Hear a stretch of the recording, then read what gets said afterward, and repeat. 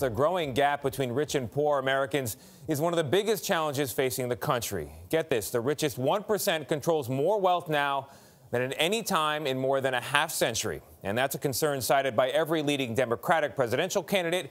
And a recent bipartisan survey found that most Americans, 61%, think it's a problem.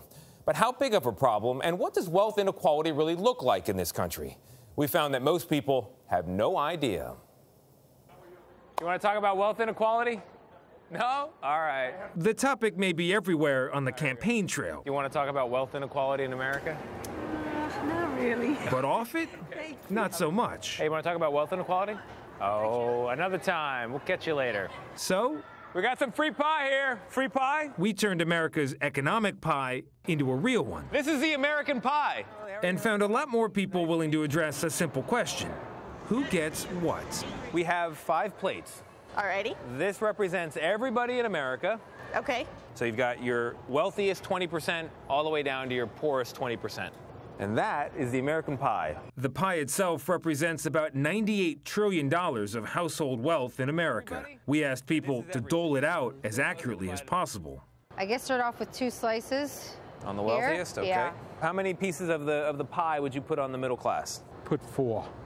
4, all right. That's the middle class. Let's do half a piece to the poorest. Like right in the middle there? Yep. Okay. Perfect. So we're gonna have to move some of the wealthiest to the lower class. How much? 2 pieces. To the lower middle? Lower middle class. Okay. So can I show you what Yes. reality looks like? Not like this, obviously. Unfortunately not. No one was even close. So it's actually 9 pieces of pie. Wow. Yeah. 90% of the wealth is right here in the top. That's terrible. Now, the upper middle class and the middle class, they share 1 piece. So these guys, they've got about 80% of a piece. They get 20% of a piece.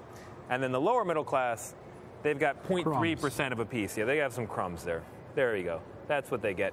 And the poorest, they have no pie. In fact, they have less than no pie. They actually have a bill for pie. They're in pie debt. They owe pie. People in the poorest 20% are, on average, more than $6,000 in debt. It's very sad. Yeah? It's very sad. It's very depressing. I grew up here. Really? Uh-huh. That was me. Let me show you something else. So even if you just look at the wealthiest and you go to the top 1%, so the wealthiest 1% of everybody, these people alone have not 1, not 2, not 3, but 4 slices of pie. What do you think? I want to know who these people are. Is that what you expected? Not at all. Disturbing. This election cycle, It's time for a wealth tax. Elizabeth Warren and Bernie Sanders have promised to redistribute the pie, with a special tax on fortunes $50 million and up. The wealthiest people in this country will start paying their fair share of taxes.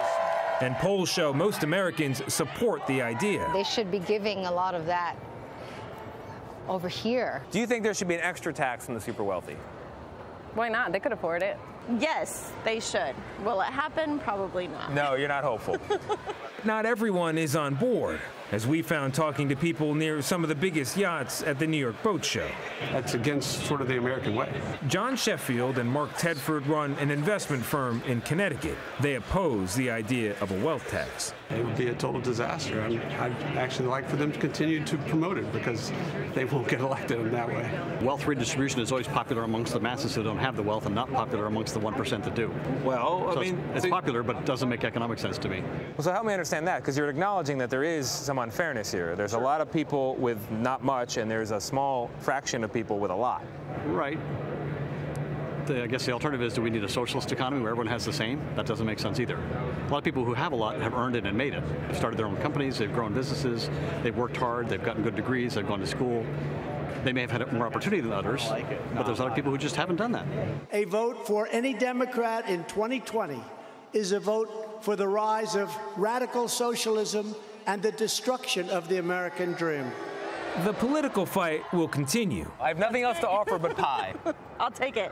But at our little table, redistribution was a hit. If I'm going to take a piece, it will be from the excess. Okay. I'll take that pie over there. This pie over here? You want the rich pie? Yeah. Pumpkin pie. Rich people pie. Yeah, they like that pie. We got the American pie here. There as it well. is, but you didn't bring a knife We've not or a divided fork. it up. Well, in the commercial break, we'll divide it up. Why not sweet potato? Well, this was better for mixing and for moving it around on those plates. But I have to serve this American pie, this economic pie, with a glass of cold water, and that is as follows: a wealth tax, according to researchers at the University of Pennsylvania, might actually slow overall economic growth, which is why those folks at the end at the boat show are opposed to it. I thought it was interesting when he said that having an opportunity may be part of the problem, and I think it's not just the opportunity, but when you point out how hard it is to get out of poverty. I mean, that's really telling. It is very hard, but $6,000 Americans are incredibly optimistic. So they actually overestimate how likely it is that they're going to go from where they started to rich. So why would they support a wealth tax? But the other significant thing is that gap between rich and poor has been growing consistently for years now. It has been growing. So it looks like the playing field is favoring one side. So I do hope Marco Rubio is right. We don't have haves and have-nots in this country. We have haves and soon-to-haves. All right, to see what the wealth gap looks like in terms of real money, not just pie, go to our website, cbsthismorning.com.